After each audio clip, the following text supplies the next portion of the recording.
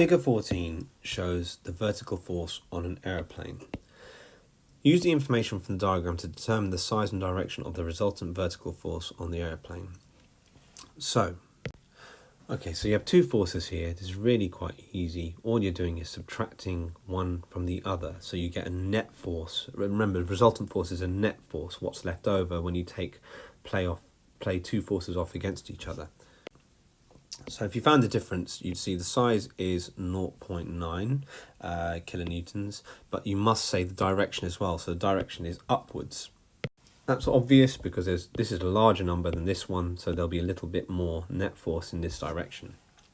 The aeroplane is descending. Figure 15 shows a diagram of the resultant vertical and horizontal forces on the aeroplane as it's descending. Complete the diagram to show the resultant of these two forces. So this is a vector diagram. Now this question might terrify people until they see what you have to do. It's really quite easy. You are just basically drawing a line across from here, a line down from here, and the vector will be, the resultant force would be this vector here. So you just draw from this point where these are to where the corner is of these two lines here. Really, really easy if you understand the technique. The mass of the aeroplane is 750 kilograms. Calculate the change in gravitational potential energy of the aeroplane as it descends from 1300 meters to the ground, where the gravitational field strength is 10 Newton kilograms. Okay, so you're trying to work out gravitational potential energy. So GPE is height times force or weight. So here we have, there's two ways to look at it. GPE is mass times gravitational field strength times height or distance moved, vertical distance moved. But obviously, when you multiply mass and gravitational field strength, you have weight. So another way of saying GPE is weight times height. But here you're given this, you're given this, and you have to, and you're given this, and you have to work out this. So it's really, really easy just plugging in the equations.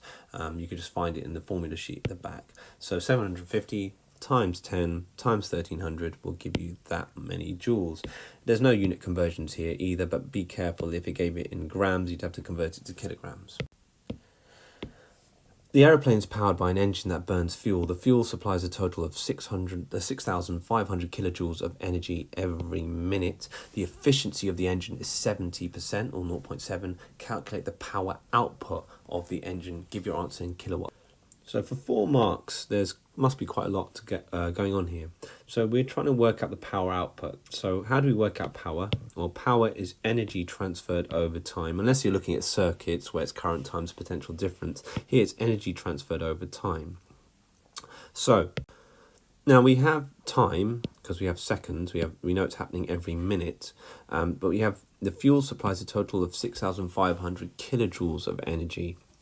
But it's only efficient. It's only got a 70% efficiency, so it's only transferring a certain proportion or 70% of that energy. So that's what you have to work out first, 70% of that figure there, and then divide it by time.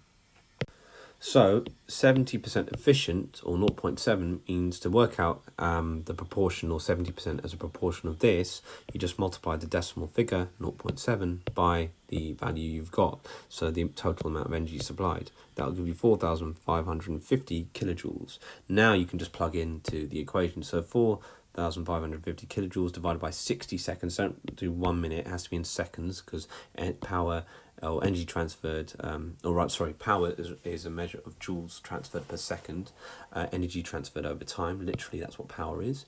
And that'll give you 75.83 kilowatts. I've done it to 2 decimal places. Always go 2 when in doubt.